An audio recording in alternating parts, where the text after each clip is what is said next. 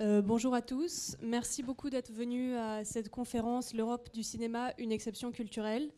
Je m'appelle Laura Rinker, je suis donc dans l'association de cinéma Frames de Grenoble École de Management et je vais laisser mon collègue se présenter. Donc, bonjour à tous, donc, moi je m'appelle Quentin Girard et donc, je suis le responsable événementiel de l'association en question. Aujourd'hui nous allons donc débattre sur le thème de l'Europe au cinéma et je vais commencer par laisser se présenter les deux intervenants. Bonjour, je m'appelle Raluca Calin, je suis enseignante-chercheuse en cinéma et en audiovisuel et par ailleurs je suis consultante sur les financements européens auprès des producteurs audiovisuels et cinéma. Oui, vous pouvez vous présenter. Oui, bonjour, je suis Samuel Blumenfeld, je suis journaliste au Monde où j'écris sur le cinéma. Principalement le cinéma américain, qui est ma spécialité, mais bien évidemment le cinéma représentant in fine une carte une et indivisible. Bien entendu, j'ai écrit régulièrement sur les différents cinémas européens. Merci beaucoup. On va donc commencer par une petite introduction donc au cinéma européen. Après des années de soft power américain, l'Europe a mis en place des subventions. On va commencer par le début. Le cinéma est inventé en 1895 par les frères Lumière en France. Et dès 1896, Charles Pathé et Léon Gaumont vont faire rentrer le cinéma dans l'ère industrielle, en créant chacun une société de production cinématographique. À partir de ce moment-là, le cinéma va peu à peu s'étendre dans toute l'Europe, tout au long du XXe siècle. Et historiquement, l'Europe va voir naître les grands mouvements cinématographiques sur le plan artistique, comme par exemple l'expressionnisme allemand, le cinéma expérimental soviétique, le néo-réalisme italien, le free cinéma britannique, pour ne citer que quelques-uns évidemment. Et de plus, l'Europe a offert au monde du cinéma plusieurs stars de légende et l'Europe abrite évidemment les plus grands festivals de cinéma internationaux. Pourtant, malgré ces belles réussites du cinéma européen, aujourd'hui, il y a une très grande difficulté d'instaurer un soft power européen dont le cinéma serait le principal agent, notamment parce que la diffusion du cinéma européen en Europe reste très faible. Et les marchés sont toujours dominés par le marché américain. L'Europe tente tant bien que mal d'instaurer une culture cinématographique européenne grâce à des systèmes de récompenses communes, par exemple, lors de festivals cinématographiques européens, et grâce à des programmes de promotion du cinéma européen sur lesquels nous reviendrons plus tard. Mais aujourd'hui, l'Europe reste un territoire aux industries cinématographiques très inégalement réparties, très inégalement dynamique, et chaque pays de l'Union a son propre style artistique, style qui est défendu très évidemment par chaque pays dans le cadre de l'exception culturelle. Et au sein même de l'UE, on assiste à des conflits cinématographiques, par exemple le dogme 95, qui est un courant danois lancé en 1995 par Lars von Trier en réaction aux superproductions anglo-saxonnes et à l'utilisation abusive d'effets spéciaux. Donc on voit qu'au sein même de l'Europe, il y a des conflits cinématographiques. Et lorsque les pays européens ont voulu s'unir dans une création cinématographique commune, cela a été un échec que l'on a surnommé l'Europudding dans les années 80-90, en référence au pudding, plat qui rassemble différents ingrédients, dont certains sont très peu en adéquation et ça rend parfois le plat très indigeste. Dès lors, on va se poser une question, faut-il favoriser une création commune européenne, au risque donc de terminer en Europudding, ou au contraire garder l'exception culturelle de chaque pays? Et de plus, sommes-nous en mesure de parler d'un cinéma européen compte tenu des différences entre chaque pays? Et donc nous allons commencer par analyser cette question d'un point de vue historique. Et je vais laisser mon collègue poser la première question du débat. Merci. Alors, comme on l'a vu assez brièvement dans l'introduction, il semble en effet que l'histoire du cinéma européen soit traversée par des courants nationaux très divers. Est-ce que pour autant, on peut considérer qu'il n'y a pas certains courants ou une certaine idéologie commune et des réussites communes au sein de ce cinéma? Est-ce que l'un d'entre vous veut commencer ? Monsieur Blumenfeld, peut-être. Écoutez, des réussites communes au sein du cinéma européen, comment vous dire, il y a toujours eu,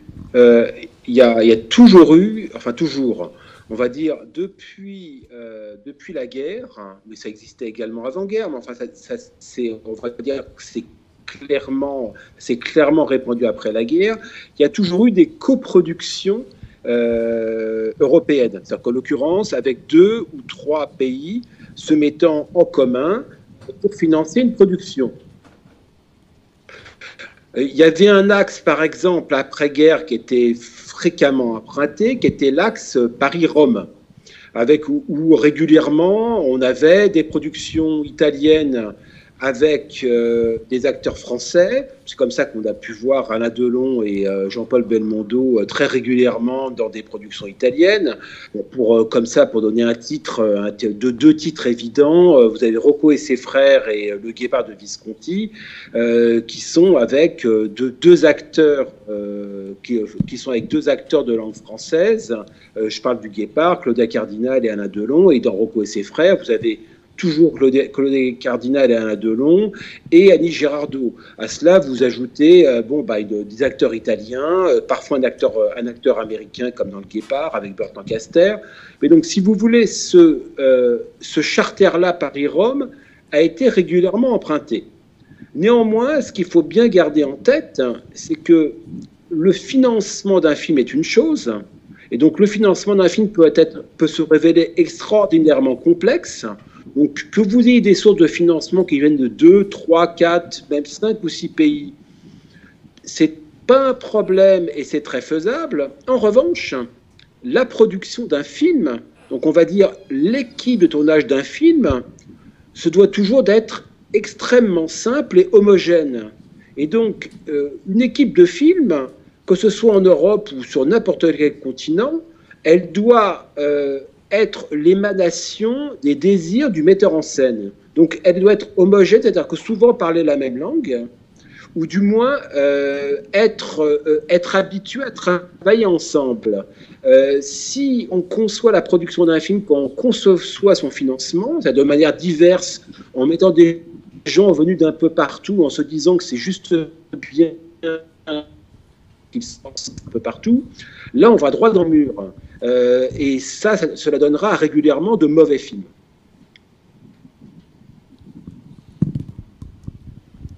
Je peux reprendre la parole. Je suis tout à fait d'accord avec vous et c'est vrai que j'allais rajouter cette histoire d'idéologie commune. En fait, j'ai le sentiment, pour l'avoir longuement étudié, que l'idéologie commune au niveau du cinéma européen va venir plus de la méthodologie, plus que par l'esthétique ou par la réalisation d'un film Europudding ou d'un seul film européen, en fait. Et c'est vraiment le point fort, c'est-à-dire qu'à travers les financements et à travers les coproductions européennes, on contraint les producteurs, en fait, à travailler avec des équipes mixtes, effectivement, et au-delà de cette mixité qui pourrait prêter à confusion et pourrait donner vraiment des films un peu à construction bancale, ils arrivent malgré tout à travailler avec des équipes qu'ils connaissent. C'est-à-dire que les producteurs, ils vont coproduire avec des partenaires avec qui ils sont habitués de travailler, et les équipes vont être les équipes de ces producteurs partenaires. Donc il y a malgré tout une cohérence, et le réalisateur effectivement garde la main dessus. Mais je suis d'accord avec vous que du point de vue de l'homogénéité, la construction d'une équipe au niveau européen pour obtenir ces financements européens est régie par les nationalités différentes des acteurs de l'équipe créative, ce qui rend la chose beaucoup plus compliquée que ces fameuses coproductions franco-italiennes où ils étaient très bien entraînés et très bien rodés au jeu de la production. Ouais.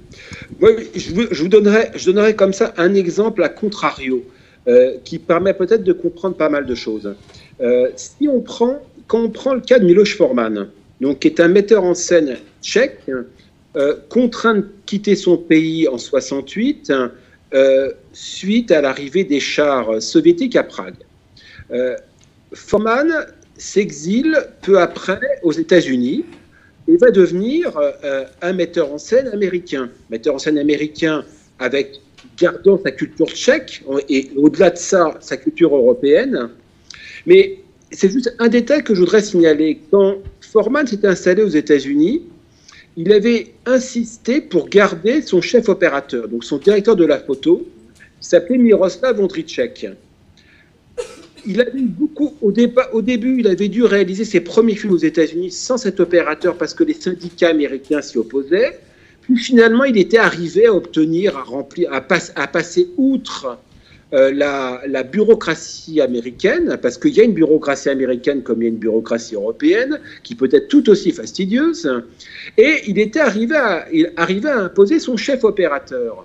Néanmoins, les films américains de Forman, de Vol-au-dessus d'un nid de coucou à Man on the Moon, en passant par Valmont, ou plutôt en passant par Valmont, en passant par Amadeus, sont des films américains, même si on va dire les numéros 1 et numéro 2 de l'équipe sont tchèques. C'est-à-dire qu'en fait, in fine, quel que soit, il y a d'un côté la nationalité de votre équipe technique, il y a leur habitude à travailler ensemble, qui est essentielle pour produire un bon film, mais de l'autre, il y a l'identité du film, et l'identité du film, parfois, a la couleur du passeport de ces techniciens, même les plus émérites. Oui, je me disais qu'effectivement, même au niveau européen, ça se passe de la même manière, c'est-à-dire que les financements sont accordés sur la base des équipes techniques et créatives. Par contre, la nationalité du film, elle est générée par les financeurs et les porteurs du projet, à savoir les producteurs, les coproducteurs de chacun des pays. Donc un film européen va être européen, français, et toutes les nationalités qui vont contribuer d'une façon plus ou moins majoritaire. Oui. Ça, c'est pas. Mais du coup, la question, c'est est-ce qu'on détermine l'identité d'un film à la couleur des billets qui ont été injectés, ou alors en fonction d'autres critères? Ça, c'est une bonne question pour le coup. Il faudra la poser au CNC. Hein.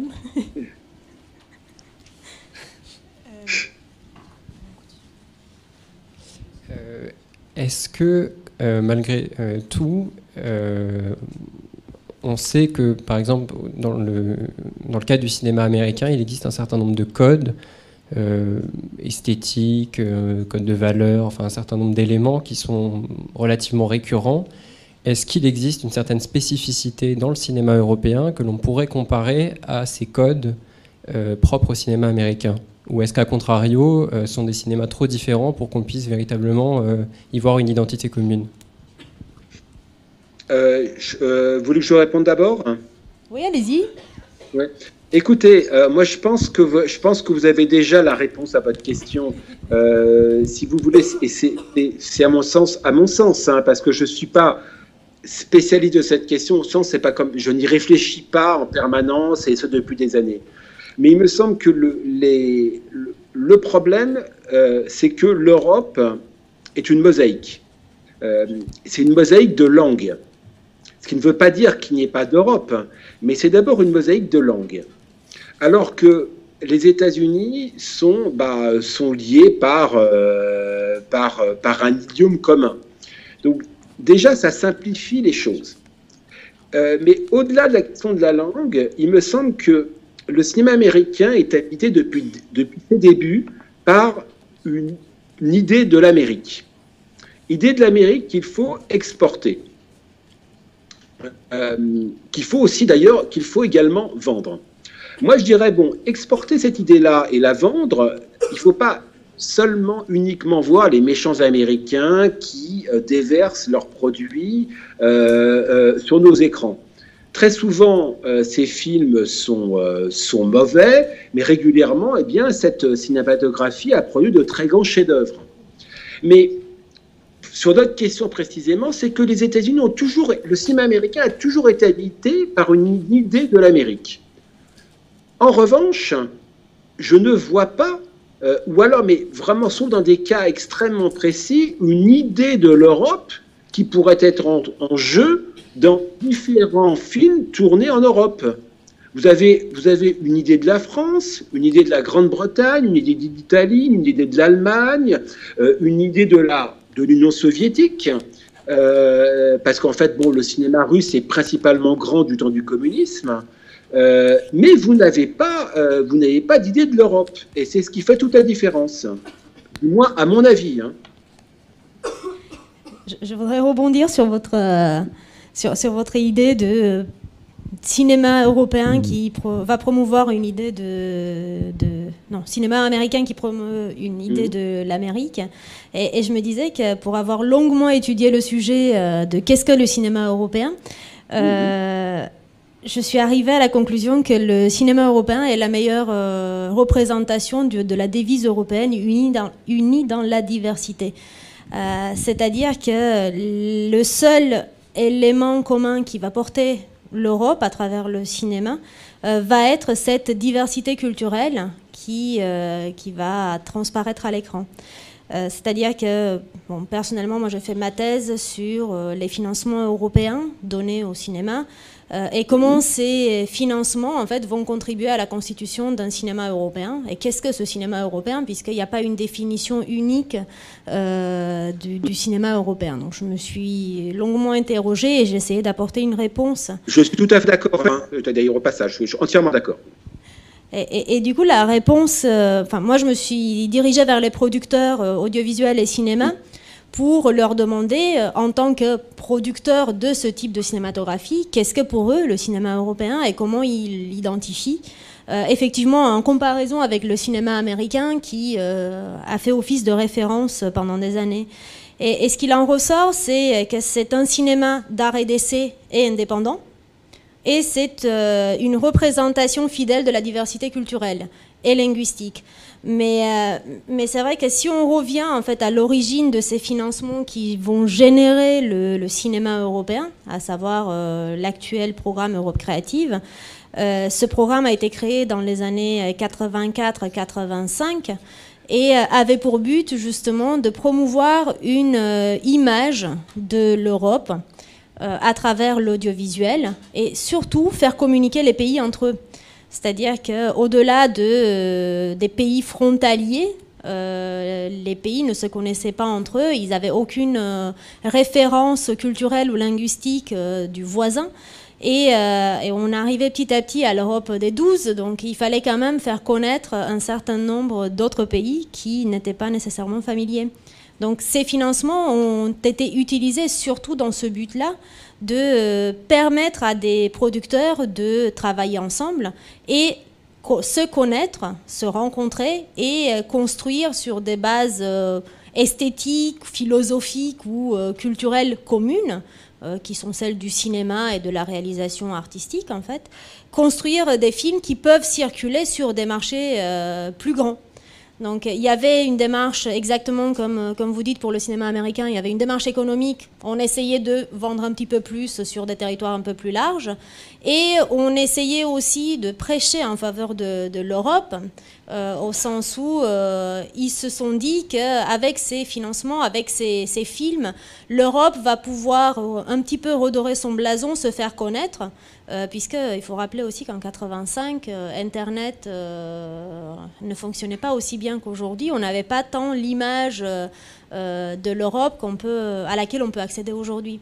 Donc c'était un moyen détourné de se faire connaître et de promouvoir aussi une politique européenne, tout en sachant qu'en 85, la culture n'était pas du tout sur les prérogatives de l'Union européenne. On n'était que sur une union économique et même pas monétaire. Donc c'était quand même assez audacieux. Est-ce que, alors, je me demande aussi, il serait peut-être aussi important sur la carte de l'Europe, plutôt sur la carte cinématographique de l'Europe, la France occupe une place à part, de par le système qu'elle a érigé après la guerre, pour protéger son cinéma. Et système qui est unique en Europe et qui malheureusement n'a pas vraiment créé d'émule. Dans quel sens vous dites ça, n'a pas créé Au d'émule? sens, c'est que nous avons le Attendez, en fait, nous n'avons pas du tout un système de financement. Excusez-moi, est-ce que vous pourriez recommencer votre question, s'il vous plaît? Ça a coupé, excusez-moi. Ah, on ne vous entend plus. Est-ce que vous nous entendez? Oui, alors c'était interrompu. Je dis qu'en France, nous avons créé un système de financement via une taxe sur les billets de cinéma et les obligations faites aux diffuseurs. Tout cela donc créant un écosystème vertueux, amenant une surface financière pour financer notre cinématographie nationale. Les autres pays européens ne se sont pas armés de la même manière. Ils n'ont pas protégé leur cinématographie avec les mêmes armes. Je suis d'accord avec vous pour la période 46, 90, voire 92. C'est-à-dire qu'effectivement, chacun a adopté son système et pour beaucoup, ils ne voulaient surtout pas des quotas comme on a pu les appliquer en France. Voilà. Et ils ont privilégié la diffusion de cinéma américain. Je suis bien placée, je viens de Roumanie, donc on a bien été envahi par le cinéma américain et on n'a vu que ça pendant des dizaines d'années. Oui. Par contre, il y a un changement notoire depuis 92 et je le vois sur beaucoup de pays européens qui s'emparent justement du modèle français et qui essayent d'adapter leur loi cinéma de plus en plus à ce système pour pourvoir aux besoins de leurs producteurs et surtout pour pouvoir accéder à ces financements européens qui sont, eux, subsidiaires. Donc, du coup, il faut que l'État participe afin de déclencher les financements européens. Donc, pour que l'État participe, il faut que le système le permette. Donc, ils s'emparent du modèle français. Je sais qu'en Roumanie, ça fait 3 ans qu'ils ont mis en place presque une copie conforme du Code du cinéma français. Et ils essayent de l'alimenter avec des moyens moindres, hein, bien évidemment. Mais c'est en cours. Enfin, en tout cas, le cinéma français, le modèle cinématographique français devient un modèle.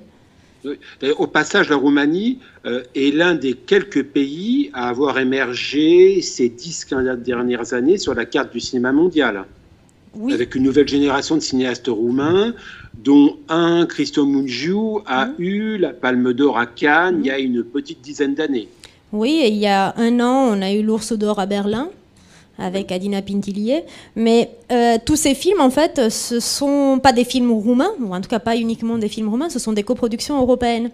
C'est-à-dire que si les fonds européens et si les producteurs ne travaillaient pas ensemble, c'est-à-dire que les producteurs roumains ne sortaient pas de chez eux pour chercher des fonds ailleurs, ils n'auraient jamais pu émerger.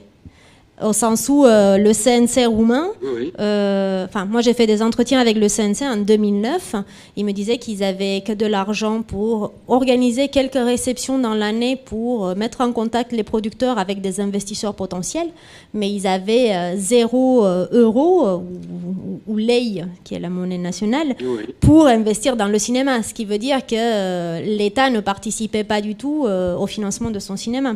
Donc, malgré ça, ils ont réussi à émerger, à se faire connaître, à avoir des prix internationaux dans des festivals. Mais c'est plus grâce à l'Europe que grâce au système roumain. Et c'est le cas pour beaucoup des pays de l'Est, d'ailleurs. D'accord. Ce qui se passe, c'est quand vous mentionnez le cas des pays de l'Est, il y a un rappel historique qui serait peut-être un bon sens, c'est que l'Europe est également, le cinéma européen, et plutôt le cinéma en Europe, est victime de son histoire tumultueuse. Pas seulement liée aux 2 guerres mondiales, mais même liée directement à la guerre froide. N'oublions pas que le cinéma des pays de l'Est était extraordinairement vivace du temps du communisme jusqu'à la fin des années 1960. Je pense à l'Union soviétique, je pense à la Pologne et je pense à la Tchécoslovaquie. Et beaucoup de ces talents ont été contraints à l'exil et même plus souvent au silence, liés au durcissement des dictatures communistes. Donc il y a eu, lié à l'histoire tumultueuse de l'Europe, une histoire qui s'est arrêtée parce qu'on a tout simplement quasiment assassiné de très grands metteurs en scène, parce que bon, les réduire au silence, c'est les assassiner, et il y a une transmission qui n'a pas pu s'effectuer. De l'autre côté, les États-Unis ont une histoire, heureusement pour eux, bien plus fluide. Je dirais, heureusement pour eux, ils ont récupéré la plupart des réalisateurs européens qui ont créé leur cinématographie aussi. C'est historiquement l'une des marques du cinéma hollywoodien, c'est que dès les années 10, ils commencent à récupérer les talents européens, mais surtout dès les années 1930, avec l'arrivée des nazis, et bien, si vous voulez, s'établit un brain drain quasiment ininterrompu. Un brain drain des talents européens contraints à l'exil et qui donc termine aux États-Unis. Et bien souvent d'ailleurs, il y a pour une personne qui s'épanouit dans le cinéma américain, vous en avez 9 qui restent sur le carreau. Mais néanmoins, bon, les États-Unis ont su accueillir ces différents réfugiés. Je suis entièrement d'accord avec vous que l'histoire a fait le cinéma et inversement en fait, mais ce qui me semblait intéressant, c'était que vous parliez tout à l'heure de l'Europe en disant que la guerre froide finalement a contraint énormément de réalisateurs à l'exil. Du côté des pays de l'Est. Oui, tout à fait. Mais du coup, je me disais que beaucoup de ces nouveaux réalisateurs, en fait, ils jouent énormément sur cette période-là dans leurs films. C'est-à-dire qu'aujourd'hui, je sais qu'en Roumanie, tous ces films qui ont eu des prix font partie de ce qu'on appelle communément en Roumanie la nouvelle vague roumaine, avec une grande référence à la nouvelle vague française.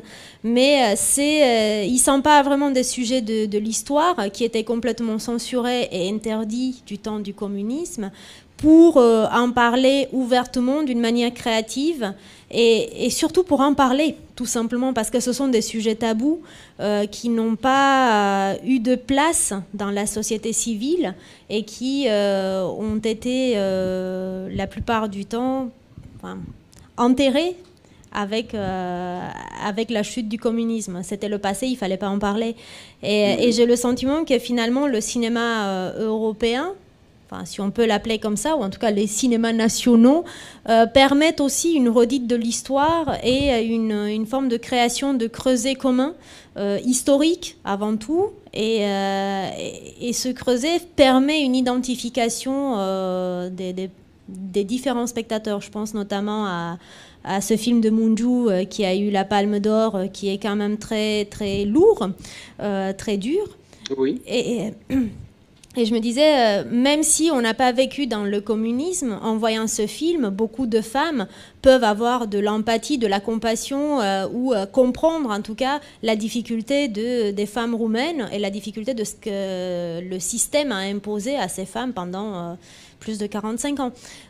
Mais il y a une forme d'identification perpétuelle par des sujets de société qu'elle entraîne en fait. Oui, je suis entièrement d'accord. Je dirais pas de revoir l'histoire de ces pays, celle du communisme, mais aussi également celle du nazisme, puisque tous ces pays ont été occupés par l'Allemagne pendant la guerre. Oui, tout à fait, une grande partie, oui.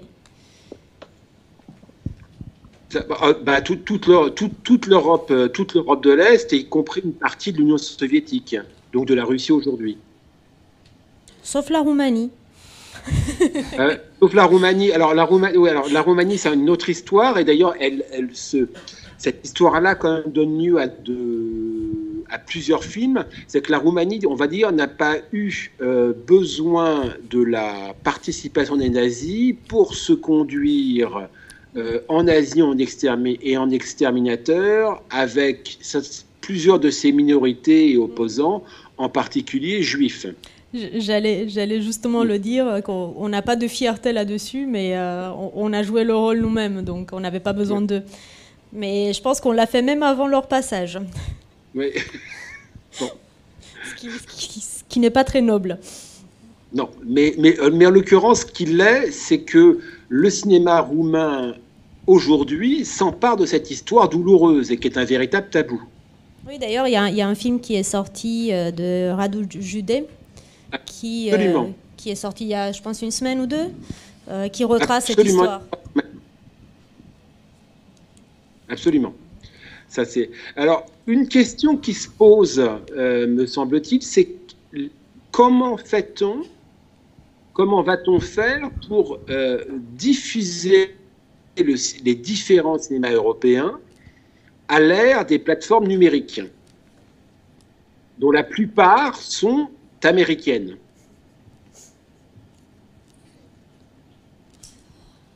Je n'ai pas la réponse, mais j'y réfléchis. Hein. Au niveau européen, je sais que ça fait depuis 2013 qu'ils financent divers projets de mise en place de plateformes de vidéos à la demande, qui sont actives en fait au niveau européen, mais aucune n'a réussi à concurrencer ni Netflix ni Amazon, malheureusement. Justement de par la fragmentation linguistique et culturelle qui est celle de l'Europe. Par contre, il y a des plateformes qui existent, mais je dirais que le souci est le même que pour la diffusion cinématographique pure et dure, c'est-à-dire que c'est celui de l'éducation à l'image. C'est-à-dire, on n'a pas de happy end ou très peu de happy end dans les films européens. Et quand on veut du rêve, finalement, on se dirige vers le cinéma américain ou vers d'autres cinémas et pas nécessairement vers du cinéma art et essai. Donc c'est surtout comment on fait pour éduquer les publics à regarder ces films qui sont parfois très durs, très difficiles, mais qui ont des apprentissages à transmettre. Et là-dessus, le programme Europe Créative propose des financements justement d'éducation à l'image, de développement des publics. Et c'est vrai que c'est une innovation depuis 2014, mais il y a des territoires qui sont complètement abandonnés. Enfin, moi, je pense à mon village en Roumanie. Le premier cinéma à la ronde, il est à 60 km. Donc, pour aller voir un film, encore faut-il avoir une voiture, payer le billet qui est à 5 € ou le SMIC qui est à 200 €. Enfin, 250, mais bon, au ratio, ça coûte quand même cher. Et il faut vraiment avoir envie de voir un film quoi, pour y aller. Donc, on se contente de la diffusion télévisuelle, ou du streaming ou du téléchargement illégal le plus souvent. Mais, parce qu'on a la fibre. Hein. On n'a pas de cinéma, mais on a la fibre dans tous les villages. Donc, on peut télécharger illégalement en toute honnêteté. Mais on ne peut pas aller au cinéma. Mais du coup, vraiment, c'est une problématique globale de l'Europe, c'est-à-dire que les territoires sont très inégaux, les cinémas deviennent de plus en plus rares, c'est-à-dire que des cinémas art et essai ne dégagent pas beaucoup de fonds, beaucoup d'argent, donc de fait, ils disparaissent petit à petit, et c'est à se demander où est-ce qu'on va diffuser ces films, qui sont quand même très nombreux. J'ai plus en tête les derniers chiffres, mais... il me semble qu'on dépasse les 2000 films produits par an en Europe, ou quelque chose de ce genre. Et ce qui se passe, c'est que quand vous parlez d'éducation à l'image, qui est effectivement le nœud du problème, enfin du moins l'un des nœuds du problème, vous vous rendez bien compte que c'est là qu'on retrouve la différence entre la France et le reste de l'Europe. C'est-à-dire que la France, via le CNC, donc via un système d'aide extrêmement sophistiqué, peut se permettre non seulement de subventionner la production, mais subventionne la distribution, l'exploitation, et donc l'exploitation, c'est-à-dire les salles de cinéma. Et donc si nous avons en France le réseau de salles le plus important au monde, en fait, c'est parce que nous avons le CNC. Et les autres pays européens n'ont pas ce CNC, donc ne peuvent pas permettre de garder vivant ce réseau de salles. Et donc, qui dit garder vivant un réseau de salles, dit garder vivante une diversité. Tout à fait. J'avais une anecdote qui m'était venue à l'esprit quand vous disiez ça. En 2009, quand j'avais vu le CNC, Mungiu avait eu sa palme d'or depuis 2 ans. Et le CNC me disait, mais vous savez, Mungiu a fait 80 000 entrées en Roumanie quand même. Hein. Je dis, ah bon? Je dis, oui, mais vous savez comment il l'a fait? Je dis, ben non, je sais pas. Ben, il a loué une caravane à ses frais et il s'est promené dans tous les villages avec sa caravane, avec un grand écran dépliant, pour projeter son film dans les campagnes pour que les gens le voient, parce qu'il considérait que c'était un sujet dont la plupart des Roumains devaient prendre conscience. À côté de ça, en France, il a fait 400 000 entrées sans avoir ce dispositif innovant qui est la caravane de diffusion cinématographique. Et c'est vrai que dernièrement, je m'intéresse, j'écris un article sur la République centrafricaine. En République centrafricaine, ils ont une association qui a une caravane et qui diffuse du film grâce à cette caravane dans les campagnes, là où il n'y a pas d'électricité. Je pense que sur certains pays, en fait, on progresse doucement, mais on part de loin en fait, par rapport à la France. On n'a pas du tout les infrastructures et on n'a pas du tout les moyens pour financer ces infrastructures.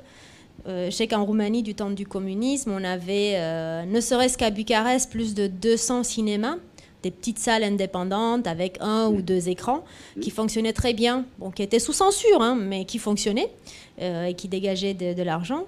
Maintenant, la plupart ont fermé. Celles qui sont restées sont soit en voie de disparition parce qu'elles sont insalubres ou elles ne répondent pas aux normes handicap ou autres. Et on en garde à Bucarest une 20aine de salles.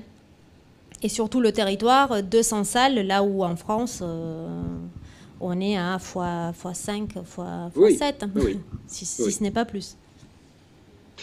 Une chose aussi qui me semble importante de préciser, c'est quand on parlait tout à l'heure de soft power, on voit très bien comment les États-Unis ont toujours utilisé le cinéma comme outil de soft power.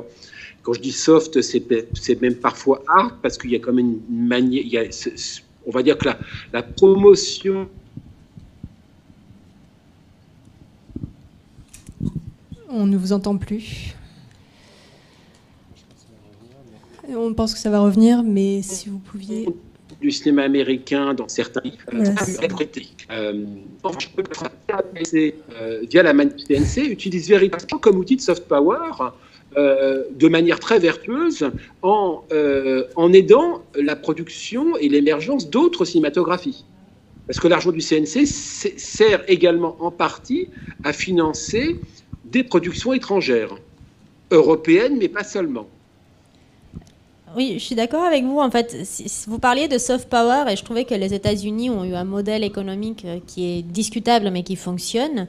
Oui. C'est-à-dire qu'effectivement, ils n'ont pas considéré le cinéma comme une exception culturelle, donc ils l'ont commercialisé au même titre que les voitures ou les conserves alimentaires. Ça a très bien marché, en tout cas sur les nouveaux territoires à conquérir dans l'Europe de l'Est, ça a très bien fonctionné. Oui. Et à côté de ça, la France, je trouvais qu'elle a eu aussi une stratégie très forte, ou en tout cas sur ces pays de l'Est. Ils ont mis en place dès 92 le programme de financement de coproduction avec les pays de l'Europe centrale et orientale, ça s'appelait le PECO. Et ce programme, en fait, avait comme but de coproduire des films et lancer justement sur le marché français, voire international, des réalisateurs de l'Europe de l'Est. Le bilan que j'avais constaté, en tout cas en Roumanie, ils ont coproduit 5 films des réalisateurs roumains qui sont plus ou moins connus aujourd'hui. Donc ça a été une forme de rampe de lancement. Ces films ont été diffusés en France et parfois dans quelques petits festivals ailleurs en Europe. Mais en contrepartie, en fait, la France a envahi au même titre que les États-Unis, en fait, le marché roumain, au titre de l'échange culturel. Donc, c'est le soft power à la française, on appelle ça la diplomatie culturelle. Mais au même titre, en fait, on a joué sur la francophonie et sur les productions cinématographiques françaises qu'on a diffusées dans tous les systèmes roumains. Et ça a très bien fonctionné. Donc, je pense que les deux ont des façons différentes de passer, mais ils sont toujours aussi astucieux. Je suis tout à fait d'accord. Je suis tout à fait d'accord. Bon, maintenant, je me pose la question se pose, c'est comment à l'ère du streaming et d'opérateurs qui sont des mastodontes, va-t-on faire pour préserver la diffusion des cinémas européens? C'est un vaste défi. Hein. Je réponds juste à votre question. Pour l'instant, on essaye de réglementer ça.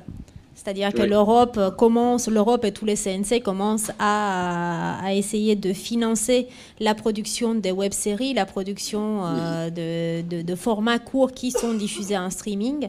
Et ils essayent de contrôler, que ce soit Netflix ou d'autres fournisseurs, difficilement, parce qu'ils s'installent sur des niches fiscales ou des paradis de l'audiovisuel, comme le Luxembourg, par exemple, pour échapper à la législation. Mais ils sont de plus en plus agiles et ils essayent de faire quelque chose. Je voudrais, si ça vous convient, revenir un peu sur les politiques européennes que vous avez quelque peu évoquées déjà, donc les subventions, les aides, les programmes. C'est vrai que le soutien à la culture n'a jamais vraiment été une priorité européenne, notamment, en tout cas pas avant les années 1988, sous l'impulsion du Conseil de l'Europe. Il faudrait notamment préciser que c'était un organe extérieur à l'Union européenne, donc ce n'était même pas une initiative de l'Union européenne, mais du Conseil de l'Europe, qui a donc créé Eurimage, et c'était le premier soutien à la culture. Et donc, depuis les années 80, l'Europe a tenté d'instaurer une culture cinématographique européenne, mais avec des réussites et des échecs.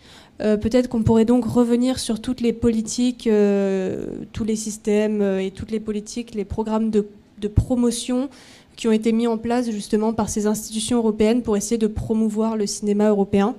Est-ce que l'un de vous veut prendre la parole sur ce sujet ? Malheureusement, il faut que je vous laisse parce que il faut que j'aille un rendez-vous. Mais et je ne suis pas un grand spécialiste de ces questions-là, de toute façon. Très bien. Merci infiniment de votre présence jusqu'à présent. Je vous en prie. Merci. Au revoir. Est-ce que vous voulez développer sur ces politiques ? Oui. Du coup, je vais juste refaire un rappel rapide, en fait. Effectivement, si on part sur l'élément culturel pur et dur, c'est Eurimage, c'est le Conseil de l'Europe et Eurimage, en fait, qui ont été les premiers à développer ce volet-là et à l'assumer pleinement au niveau européen. Cependant, pour avoir fait une étude approfondie là-dessus, j'y ai passé 5 ans de ma vie à éplucher des documents européens, en fait, pour essayer de comprendre comment c'est arrivé. Ça a commencé bien avant, c'est-à-dire que ça a commencé en 1984 avec un livre blanc qui s'appelait Télévision sans frontières, où la Commission européenne décrète que c'est bien beau d'avoir des télévisions sous monopole d'État, où ils préconisent du temps de diffusion de programmes européens. Par contre, ils n'ont pas de programme européen.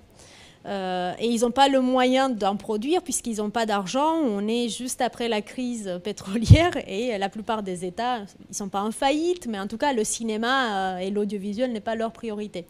Donc, la plupart des ministres de la Culture font pression en fait, sur la Commission européenne pour s'emparer de ce problème et financer les producteurs de cinéma à produire du contenu audiovisuel pour les télévisions.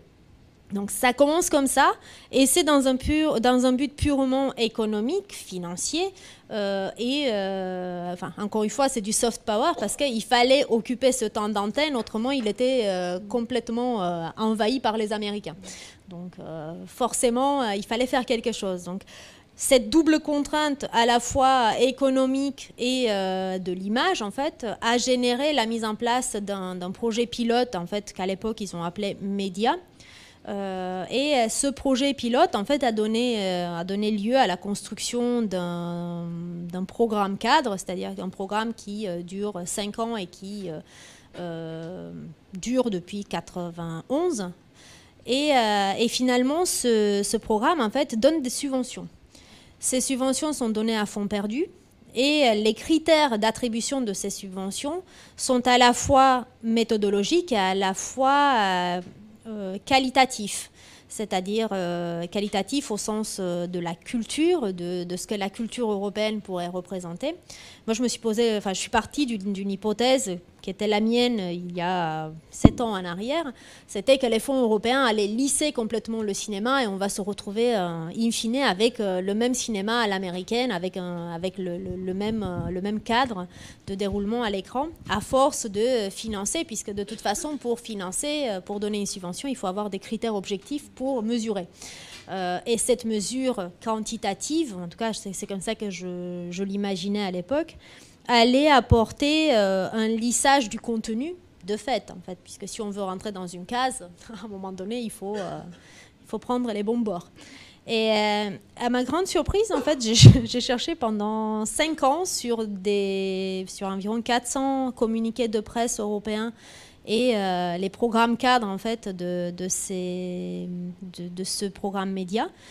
Et je me suis rendu compte, en fait, que les critères ne déterminaient à aucun moment ce que c'était la culture européenne, ce que c'était le cinéma européen, ou il définissait même pas un critère esthétique.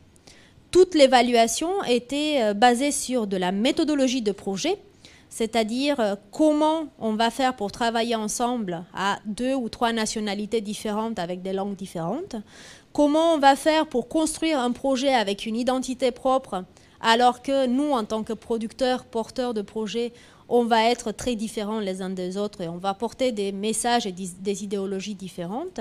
Et finalement, comment on va faire pour vendre ces produits-là sur le marché, c'est-à-dire sortir des marchés nationaux et conquérir d'autres marchés. Déjà, les marchés des coproducteurs, dans un premier temps, et les marchés limitrophes à chacun des coproducteurs au fur et à mesure.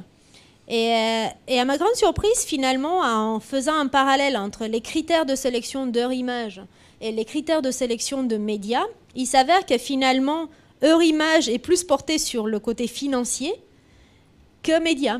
C'est-à-dire que dans leurs critères d'attribution, Eurimage donne des avances sur recettes, c'est-à-dire que cet argent s'appelle revient.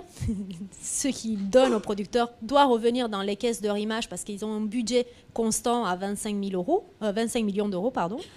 Alors que Média donne des subventions, c'est-à-dire que c'est vraiment une incitation à la création. Cet argent-là, il est investi dans le développement ou dans la programmation télévisuelle ou dans la diffusion par la suite. Mais c'est une subvention, c'est-à-dire que le producteur n'a pas d'obligation de rentabilité. En tout cas, elle n'est pas requise dans les critères pour médias. Et il peut créer, il peut innover, il peut tenter, en tout cas, de construire un nouveau modèle. Et il s'avère que moi, j'ai fait une étude entre 1985 et 2014. Sur l'ensemble des projets, en fait, j'ai remarqué que la seule chose qui se dégage, c'est vraiment une méthodologie commune. Les films n'ont pas de thématiques communes, n'ont pas une esthétique commune, n'ont pas des langues en commun. La plupart du temps, c'est même pas les mêmes producteurs qui vont produire les mêmes coproductions ou les mêmes films, ils vont diversifier. Donc il n'y a vraiment pas d'éléments communs d'un point de vue esthétique. Tout se joue sur la méthodologie de projet. C'est-à-dire, c'est juste la façon de travailler ensemble qu'il faut appliquer et la façon de concevoir le projet en amont de telle manière. Enfin, il faut dire aussi, j'ai fait récemment un projet de slate, en fait, de catalogue de projets de cinéma ou d'audiovisuel.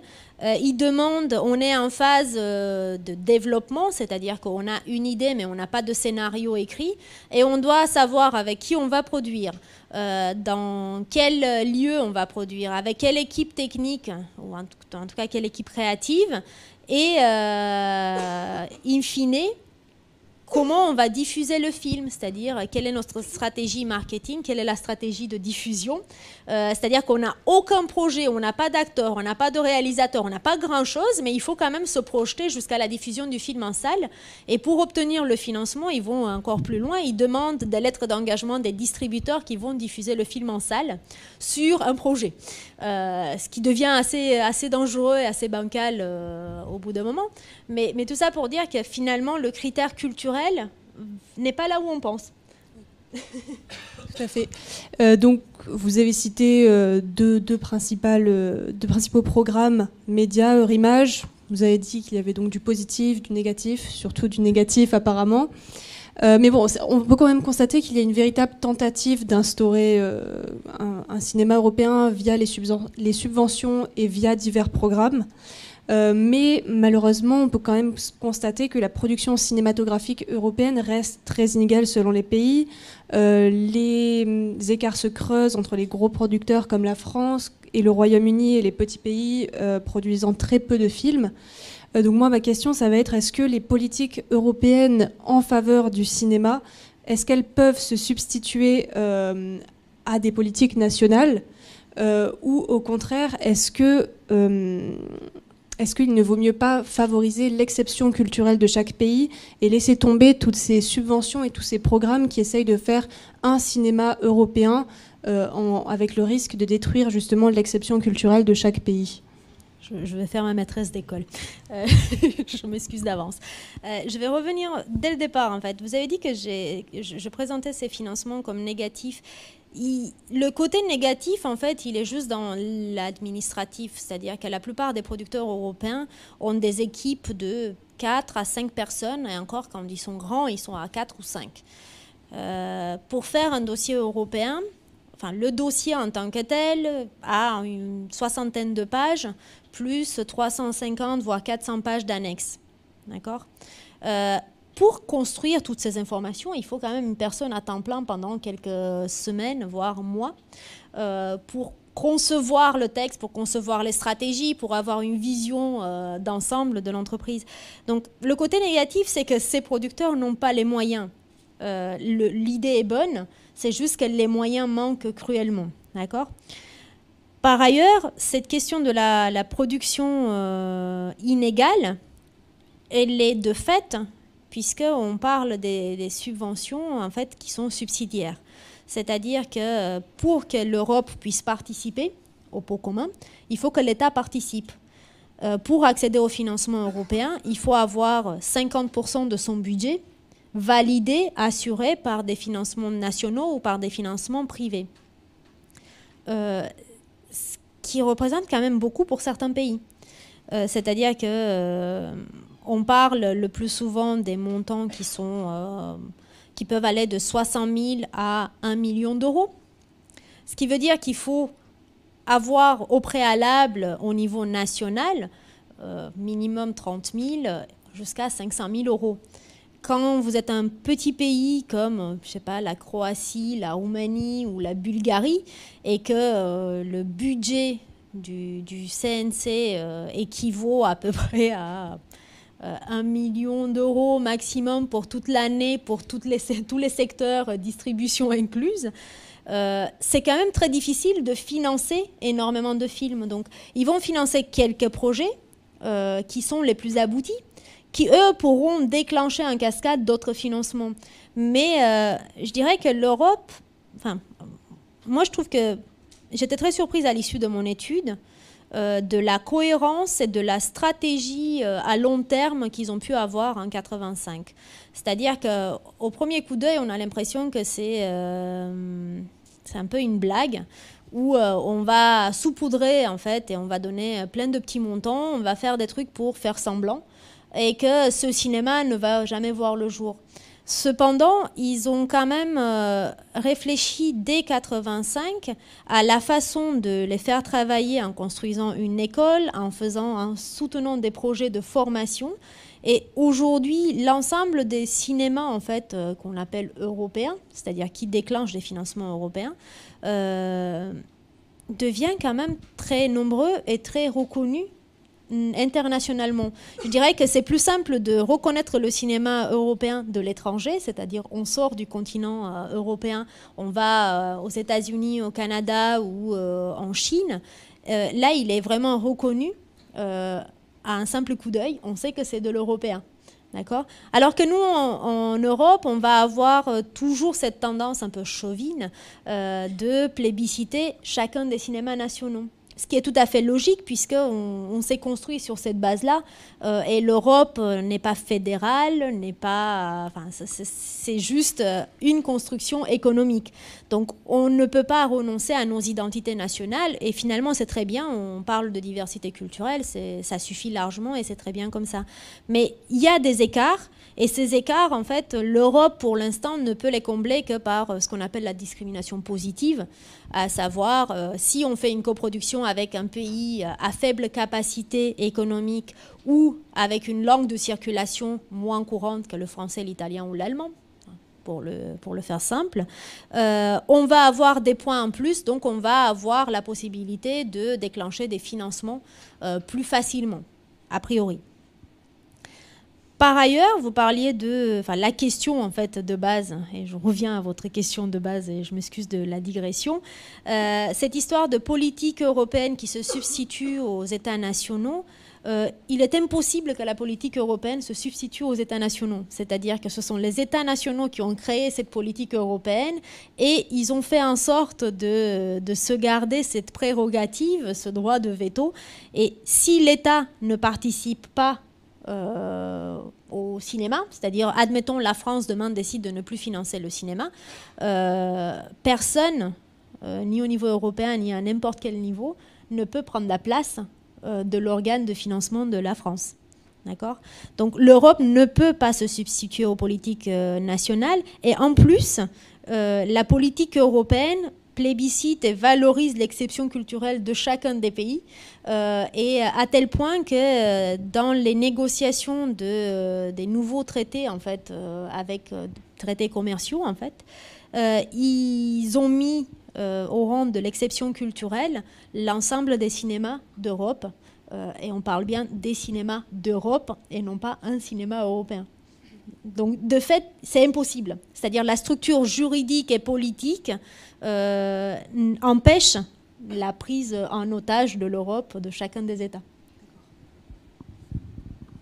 Pour juste faire un rapide détour par l'actualité, on sait qu'on approche des élections européennes, on sait que le président Macron a présenté un certain nombre de mesures en faveur de l'Europe, on sait qu'il y a eu également une réponse de la part d'Annegret Kramp-Karrenbauer, je crois que c'est comme ça qu'elle s'appelle, je crois. On a un peu le sentiment que la culture est plus ou moins exclue des différentes propositions qui ont été annoncées.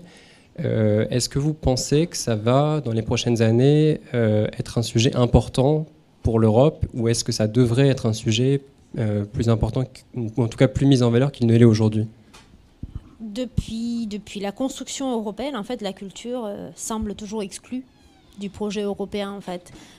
Et pourtant, je dirais, parce que effectivement, la culture aujourd'hui, elle est exclue au même titre que ce qu'elle est exclue en France ou dans d'autres pays. C'est-à-dire qu'en période de crise qui dure depuis une éternité, la première sacrifiée est la culture. Il n'empêche que sur le programme qui finance la culture, qui est maintenant l'Europe créative, ils ont confirmé la conduite du programme donc, depuis 2021 à 2026, avec un budget augmenté de 10 ou 15%. Ce qui représente à peu près 1,4 milliard, ce qui est rien, et ce qui est déjà beaucoup. C'est-à-dire qu'on ne parle même pas de 1% du budget de la Commission européenne, donc c'est peu. on peut dire qu'elle est exclue. Il n'empêche qu'il continue à financer ses projets et à diversifier ses financements.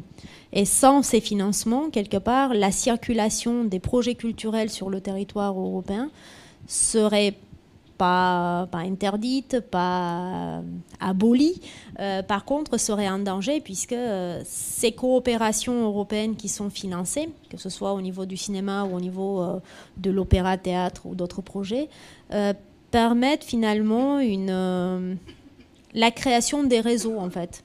Et ces réseaux-là vont persister même après l'Europe, mais avec moins d'argent, ça va être plus difficile à les faire vivre. Et je dirais que c'est la seule plus-value. Donc l'actualité, personnellement, je ne m'inquiète pas du tout. Le programme va continuer à être financé à budget constant. Donc tant qu'il ne coupe pas les fonds, c'est déjà pas mal. Il pourrait augmenter, certes, mais bon, si déjà il garde le budget constant, c'est pas mal, je trouve. Surtout dans les conditions du Brexit, qui enlève quand même une bonne partie du budget malgré tout. Oui, d'ailleurs, à propos du Brexit, on sait qu'il y a un certain nombre de réalisateurs britanniques qui se sont offusqués au moment de l'annonce des résultats, puisqu'ils ont eu le sentiment que finalement le peu de cinéma indépendant qui est resté au Royaume-Uni allait disparaître, ou en tout cas été condamné à être dévoré par l'ogre américain. Est-ce que vous avez eu écho justement de certaines inquiétudes, ou en tout cas est-ce que c'est un sujet qui se discute actuellement au sein de l'Europe ou au sein du Royaume-Uni ? C'est un sujet qui se discute depuis longtemps maintenant. Oui, c'est une vraie inquiétude puisqu'ils ne savent pas quelle suite ils vont donner au Brexit. D'ailleurs, le soap opera du Brexit continue. Je regardais les nouvelles tout à l'heure. C'est pas encore gagné. Le point positif, en tout cas pour le cinéma, c'est que même si le Royaume-Uni sort de l'Europe, ils peuvent continuer à être adhérents à l'Europe créative. Ils pourraient en tout cas. Aujourd'hui, des États comme la Turquie ou Israël sont adhérents, ils peuvent avoir des fonds dans des conditions particulières, mais ils continuent à pouvoir accéder au réseau européen, au réseau de coproduction et au financement. Donc, tout n'est pas perdu pour eux, le cinéma indépendant va perdurer, d'autant plus qu'il y a beaucoup de collaborations qui se sont liées avec les producteurs européens continentaux, je dirais. Et le souci pour eux, c'est qu'ils sont dans une incertitude à moyen, long terme, et c'est difficile de se projeter parce que si vous prenez la durée de montage d'un film, la durée moyenne est de 3 ans. Donc aujourd'hui, ils commencent à projeter des films qui vont sortir au plus tôt dans 3 ans. Si dans 3 ans, ils ne sont plus dans l'Europe, ils n'ont plus le droit de voyager, ils n'ont plus de visa, comment vont-ils faire? Donc ce sont plus des détails techniques et organisationnels qui posent problème que les moyens financiers. Parce qu'effectivement, aujourd'hui, quand on fait un film européen, les équipes techniques peuvent travailler sur le territoire européen sans visa, sans trop d'embrouilles administratives. Demain, on remet les visas en place. Il faut obtenir des visas de travail, il faut prouver que le personnel technique n'existe pas sur le territoire pour embaucher du personnel étranger, et ainsi de suite. Donc ça devient un carcan administratif et financier par ailleurs, parce qu'un visa coûte de l'argent malgré tout, qui augmente le budget du film de fait, et qui peut mettre en danger les projets. On va poser une dernière question avant de lancer les questions.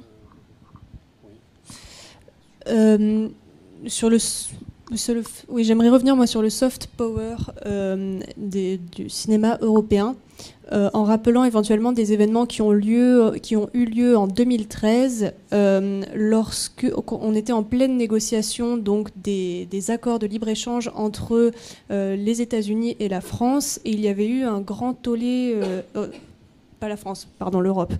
Et donc, il y avait eu un grand tollé dans le milieu du cinéma, puisque les réalisateurs avaient même fait signer une pétition pour que l'exception culturelle soit retirée de l'accord de libre-échange et que tout ce qui allait passer dans cet accord de libre-échange ne concerne absolument pas le cinéma. Et c'était allé très loin, puisque même Spielberg s'était exprimé au Festival de Cannes en disant que l'exception culturelle est le meilleur moyen de préserver la diversité du cinéma. Et donc, le 14 juin 2013, la Commission européenne avait finalement écarté l'audiovisuel du mandat de négociation de l'Union européenne. Et donc on avait gagné une première bataille. Et ma question, c'est que après donc cette première bataille, est-ce que on peut préserver le cinéma européen aujourd'hui dans un contexte d'ouverture de plus en plus poussée des frontières mondiales? Est-ce que c'est possible ou est-ce qu'à terme, ce n'est qu'une bataille gagnée qui finira finalement par être perdue dans le futur? Je dirais que là, c'était une bataille gagnée. C'est-à-dire que c'était la première fois où l'Europe recevait une injonction de ses producteurs et de ses réalisateurs à défendre le cinéma comme une exception culturelle. Chose qui était la prérogative des États auparavant. C'est-à-dire que chacun des États défendait comme il pouvait, avec les moyens du bord, avec plus ou moins de moyens d'ailleurs, défendait sa cinématographie dans ses échanges commerciaux. Et le fait que l'Europe s'en empare, d'une part, augmente la puissance économique et le message que l'on envoie au monde, c'est-à-dire que le cinéma devient vraiment une exception culturelle au niveau européen qu'on va défendre coûte que coûte, envers et malgré tout. Mais en plus, ils ont commencé justement à inclure l'ensemble des prérogatives qui viennent avec l'exception culturelle à la française dans les législations des autres pays européens. Ce qui a été une avancée culturelle pour beaucoup d'entre eux qui, justement, voyaient le cinéma comme une petite lubie des artistes et qui n'avaient pas vraiment un rôle de diplomatie au niveau de leurs États. Par ailleurs, vous parliez de préserver le cinéma européen dans ce cadre de plus en plus numérique et de plus en plus mondialisé. Et je pense que malgré le fait que tout se passe maintenant sur des plateformes dématérialisées, on va retrouver ces films. Et l'exemple qui me venait en tête, c'était ce film qui a fait beaucoup de polémiques, Roma d'Alberto Curun, qui est diffusé sur Netflix, mais ça reste un film européen. C'est-à-dire que, ok, on n'en a pas accès dans les festivals parce que les festivals veulent privilégier la diffusion dans les cinémas. C'est préserver aussi un modèle de financement. C'est-à-dire que si on enlève les taxes sur les billets de cinéma, on enlève une grosse partie des revenus du CNC. Donc c'est normal de le défendre. Mais par ailleurs, ça ne veut pas dire qu'on exclut, on diversifie. C'est-à-dire qu'aujourd'hui, on va avoir de plus en plus de contenu. On va avoir des web-séries européennes, des séries audiovisuelles européennes, du cinéma, du documentaire européen, qui vont être diffusées sur plein de supports différents. Et si on arrive à être diffusé en fait en tant que film européen, casse-tête, art et essai, difficile à digérer, sur des plateformes comme Netflix ou Amazon, finalement, à mon niveau, en tout cas, c'est une forme de gain de terrain économique et culturel en fait face au cinéma américain, ou en tout cas face aux blockbusters un peu qui sont les plus connus et les plus diffusés. Donc c'est une nouvelle façon de faire du cinéma, à mon sens. Mais est-ce que vous considérez justement que ces nouvelles plateformes-là vont aussi contraindre les studios classiques, notamment les studios hollywoodiens, à refondre leur modèle ? C'est une question rude. Je ne suis pas certaine. Je pense que les deux peuvent coexister. C'est-à-dire que le modèle hollywoodien est un modèle qui marche et qui séduit. Donc je ne vois pas pourquoi on le referait, puisqu'on n'a pas les mêmes publics. C'est-à-dire qu'effectivement, on peut aimer les blockbusters à l'américaine, les films de super-héros ou les happy end, et aimer aussi le cinéma européen. L'une n'empêche pas l'autre. Par contre, c'est vrai qu'il y a des publics qui sont fidèles qu'à l'un ou qu'à l'autre. Donc les deux coexistent. Parfois ils se croisent, parfois pas. Mais je ne pense pas que l'un des modèles va détruire ou phagocyter l'autre. Je pense que les deux vont coexister, et c'est aussi le privilège de cette diversité culturelle, idéologique, économique aussi, puisqu'ils n'ont pas le même mode de financement non plus. Donc demander à des Américains de faire des films d'art et essai, encore faut-il qu'ils aient les moyens financiers et les subventions nécessaires, puisqu'ils ne pourront pas payer leurs acteurs et ils ne pourront pas déclencher l'argent en sortie salle. Donc c'est remettre en question tout un système et je ne pense pas qu'on en soit là ou qu'on en soit capable d'ailleurs. J'ai éventuellement une dernière question à vous poser. Donc on a abordé cette question de l'ouverture des frontières comme une menace potentielle, mais est-ce qu'on ne peut pas considérer justement qu'avec une forme de résurgence des nationalismes ces dernières années, ça puisse porter un coup à une ambition européenne en matière culturelle? Oui et non.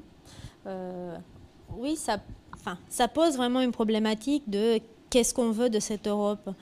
Dernièrement, j'avais un échange sur les fondements de l'Europe et mon constat, il est personnel, hein, il est complètement subjectif, c'est qu'on n'a plus d'hommes politiques qui portent l'Europe d'un point de vue idéologique. De fait, on est au danger de nationalisme et du fascisme, entre guillemets, si on peut l'appeler comme ça. Mais je pense qu'on a dépassé cette phase-là et compte tenu de l'histoire, on va essayer de ne pas y retourner. En tout cas, je suis optimiste. Mais c'est vrai que je pensais aux années 90 où des Jacques Delors, des Simone Veil portaient l'Europe avec une vraie conviction que l'Europe était la sortie, l'Europe était supranationale, c'est-à-dire elle était plus importante que l'État même et il fallait la construire parce que c'était celle-là l'issue économique, sociale, politique. Aujourd'hui, je ne suis pas certaine qu'on partage ces mêmes valeurs. Donc, du coup, quid de qu'est-ce qu'on va faire de l'Europe? Qui est-ce qui va être élu aux nouvelles élections? Sur quel fondement? Sur quel programme? Aujourd'hui, c'est vrai qu'on est, enfin, je ne sais pas vous, on est très peu à connaître les programmes qui sont proposés par les nouveaux parlementaires européens, ne serait-ce que les Français. et du coup, on ne les voit pas dans les médias, on ne les diffuse pas, on a du mal à savoir quelle Europe on va construire demain.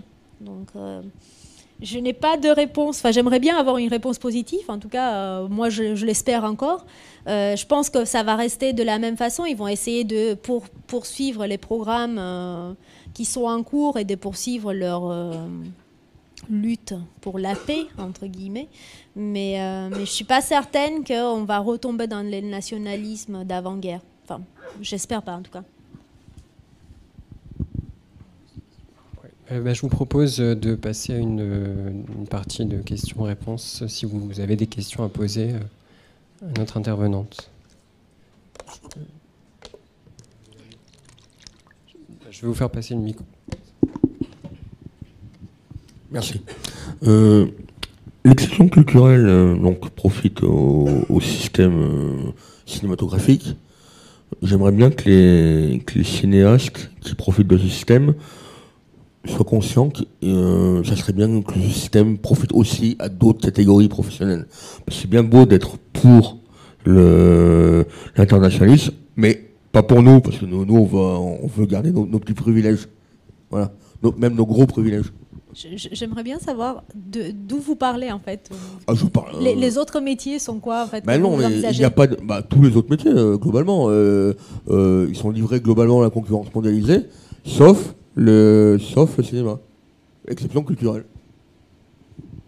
Je dirais que je suis d'accord avec vous qu'ils sont privilégiés réellement. C'est-à-dire que c'est un secteur privilégié puisqu'ils ont des financements, tout comme le théâtre d'ailleurs. Mais je dirais que les autres métiers n'ont pas la même valeur politique, idéologique, et ils n'ont pas la même portée. Et je pense que c'est pour ça qu'ils ne sont pas financés. Enfin, moi, je suis enseignante-chercheuse. Les postes sont supprimés dans les universités européennes depuis des années. Sincèrement, un enseignant-chercheur en France va être moins payé qu'un chauffeur de bus au Luxembourg. D'accord ? On n'a pas fait les mêmes études, on n'a pas le même parcours, mais je comprends votre désir. Moi aussi, j'aimerais être financée par l'Europe. Parfois, je me dis que ça pourrait être une bonne astuce. Mais je pense qu'ils ne peuvent pas tout financer. C'est-à-dire que l'Europe, c'est nous. C'est-à-dire que c'est chacun des budgets des États qui va contribuer au budget européen.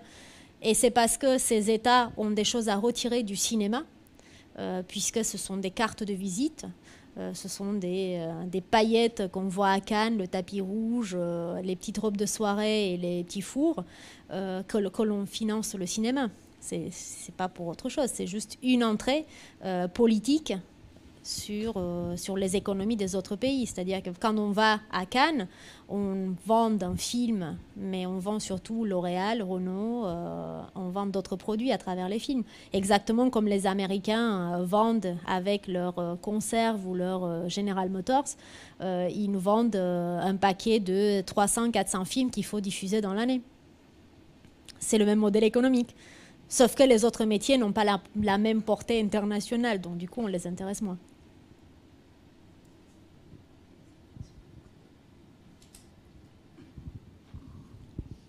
J'avais une question. Est-ce que les boîtes de production donc, européennes ont une obligation justement de se lier avec des boîtes de production donc, étrangères, donc une française avec une italienne, une française avec une espagnole, ou elles peuvent rester qu'en France ou qu'en Espagne par exemple? Non, la contrainte est vraiment européenne. C'est-à-dire que pour obtenir un financement européen, non seulement il faut avoir 2 partenaires européens, mais ces 2 partenaires européens ne doivent pas avoir la même langue que la vôtre. Donc c'est vraiment une contrainte assez difficile à respecter et qui est astucieuse au sens où le fait de faire un film à 3 nationalités présume déjà que vous pouvez le diffuser sur 3 marchés différents. Plus leurs voisins. D'accord ? Ça veut aussi dire que le film va avoir une triple nationalité, c'est-à-dire qu'il va être français, italien et belge, flamand, par exemple. Mais de fait, il va pouvoir être reconnu ou traduit dans les 3 langues et du coup couvrir un territoire encore plus large de par les langues qui sont utilisées dans d'autres pays. Donc c'est vraiment une contrainte de travailler avec des producteurs d'autres pays. On ne peut pas, si on fait une coproduction avec un autre coproducteur français, on est en coproduction française, on peut avoir les fonds du CNC et ça s'arrête là. Par exemple, si une française espagnole ou français italien plus un producteur, une production américaine ou étrangère, est-ce qu'on peut toujours avoir des financements européens ou ça s'arrête que à des pays européens? Si le financeur américain est minoritaire, ça dépend du financement, mais si, a priori, oui, à condition que le financeur américain ne soit pas majoritaire et qu'il n'ait pas tous les droits, ou en tout cas la majorité des droits.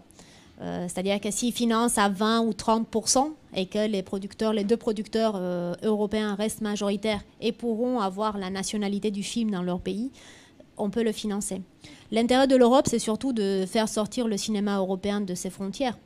Donc, si vous arrivez à coproduire avec la Chine et rentrer sur le marché chinois, c'est du pain béni. L'Europe vous finance, vous soutient, il vous pousse, quoi. Oui, j'aurais voulu savoir combien ça représente en chiffres, en nombre, le film européen, en comparaison avec les films purement français. Je pense qu'on est à un ratio de 1%. C'est-à-dire qu'en France, on produit dans l'aide de 220 films.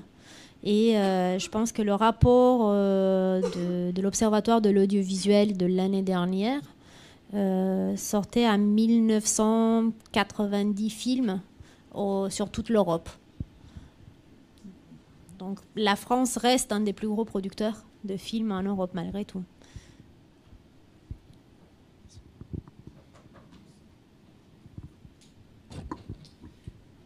Bonjour.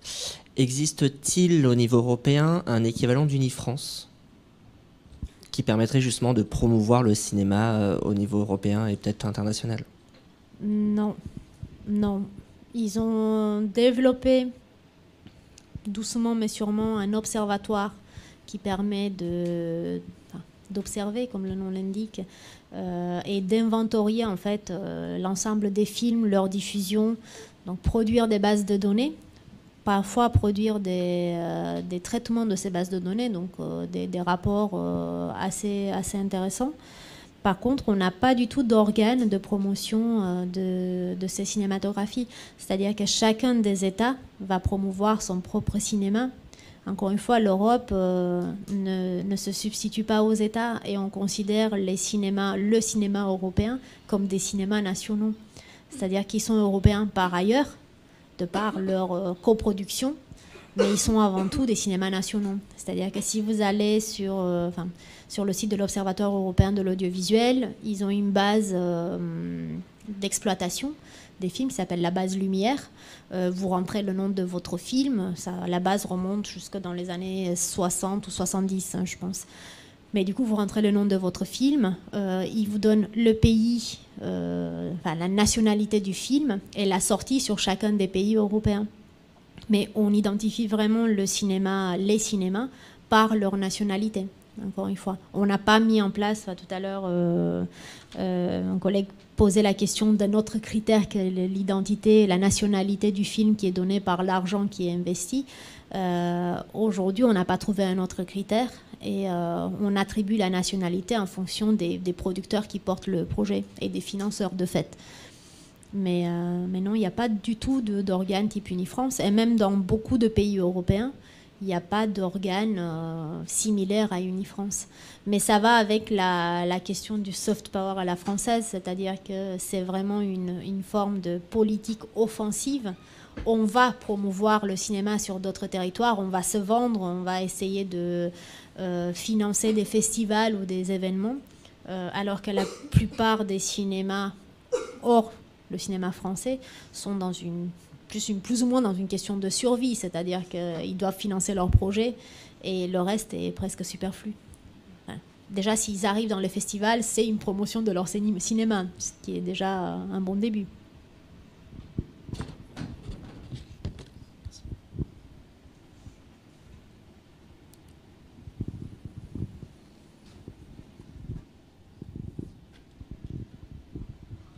Plutôt dans vos discussions, vous évoquez le cas des plateformes de streaming et du nouveau modèle de production auquel ils nous mettaient face. Et je voulais savoir si vous considériez que Arte, avec tout son back catalogue qu'il possède et la façon dont il mettait en avant les contenus audiovisuels européens, pouvait être un bon ambassadeur pour l'Europe, que ce soit aussi avec son système Arte Studio ou peut-être une future entité de streaming plus large. Je pense qu'Arte est le précurseur, c'est-à-dire que d'une part, de par ses origines et de par sa création dans les années 90, il est précurseur de toute la politique culturelle européenne. Par ailleurs, c'est vrai que cette politique de la plateforme Arte 7+, qu'ils ont déclinée depuis 2014 avec des langues spécifiques, c'est-à-dire qu'ils vont maintenant commanditer des programmes dans des langues nationales. Je sais qu'il y a une plateforme qui existe en polonais, une autre en italien, en allemand, en français, et je pense qu'il y a une septième, il y en a 7 en tout, mais je ne me rappelle pas toutes les nationalités. Mais ils vont subventionner, financer en tout cas, des productions audiovisuelles et cinématographiques directement pour leur plateforme, dans la langue nationale de cette plateforme. Donc oui, c'est un précurseur, mais ils ne peuvent pas tout faire. C'est-à-dire qu'aujourd'hui, ils vont faire ça au niveau européen et au niveau national. Il faut savoir aussi qu'Arte est très très bien diffusé dans l'ensemble des pays européens. Ça fait un peu référence de France 5 pour les pays étrangers. C'est le programme, la télévision vitrine de l'Europe. Mais je pense qu'elle ne peut pas concurrencer un fournisseur de streaming comme Netflix. C'est-à-dire qu'ils n'ont pas du tout le même modèle économique. D'ailleurs, ça ne repose pas sur la même économie. On ne paye pas un abonnement, on ne peut pas accéder aux services Arte. Ils sont gratuits en replay, ou on peut acheter de la vidéo à la demande en one-shot. Mais ce n'est pas du tout le même modèle économique. Donc, je pense que c'est possible, mais en tout cas, pour l'instant, ce n'est pas envisagé. En tout cas, ce n'est pas Arte, l'opérateur envisagé pour concurrencer Netflix. Ils sont en train de développer d'autres types de plateformes qui sont censées concurrencer à terme Netflix. Censées. Merci.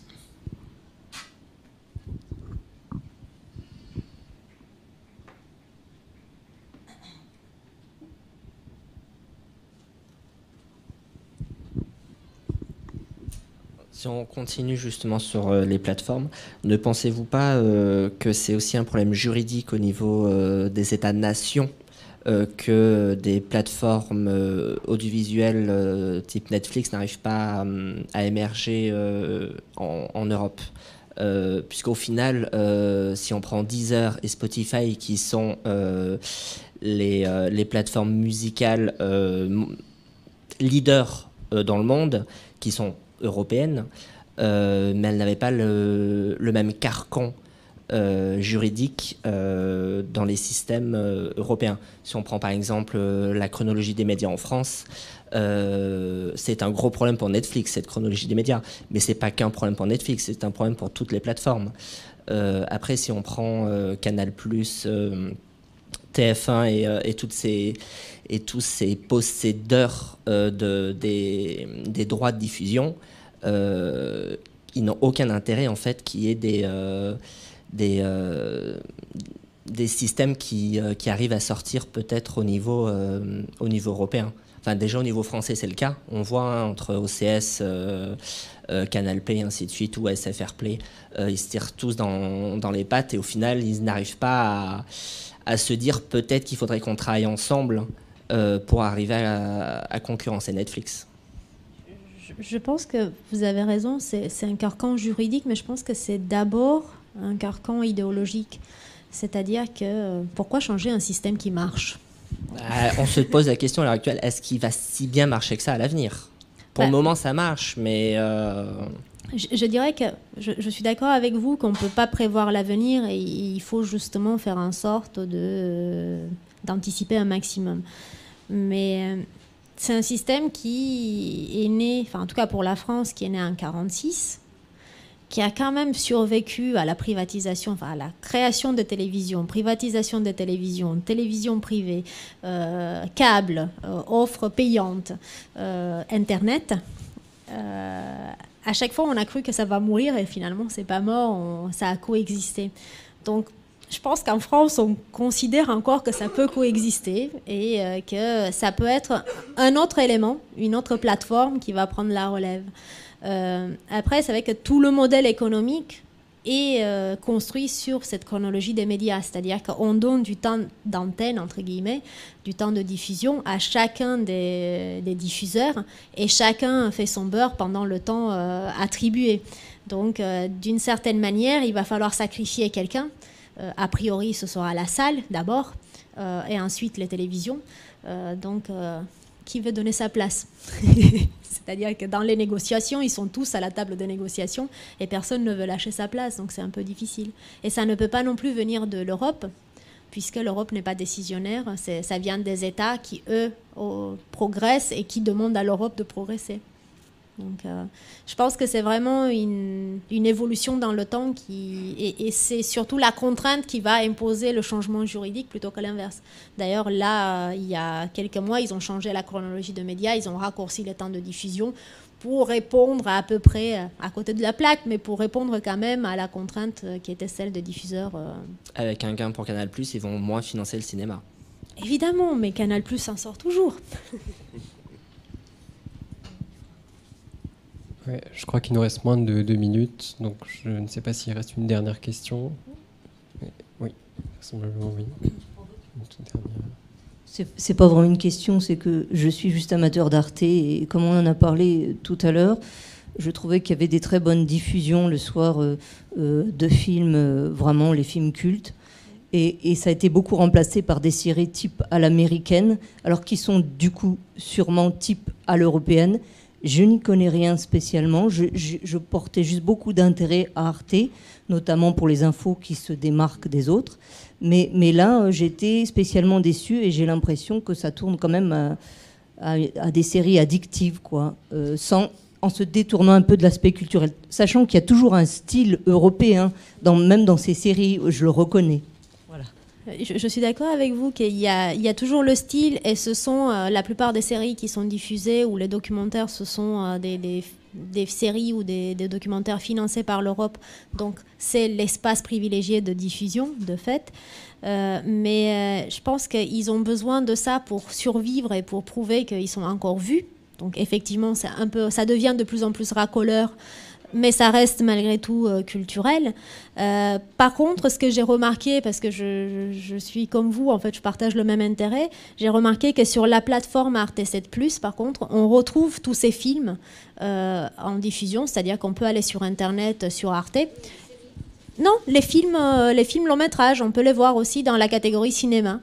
Bon, après, il faut le voir sur l'ordinateur, le projeter potentiellement sur la télé, ça devient techniquement plus contraignant.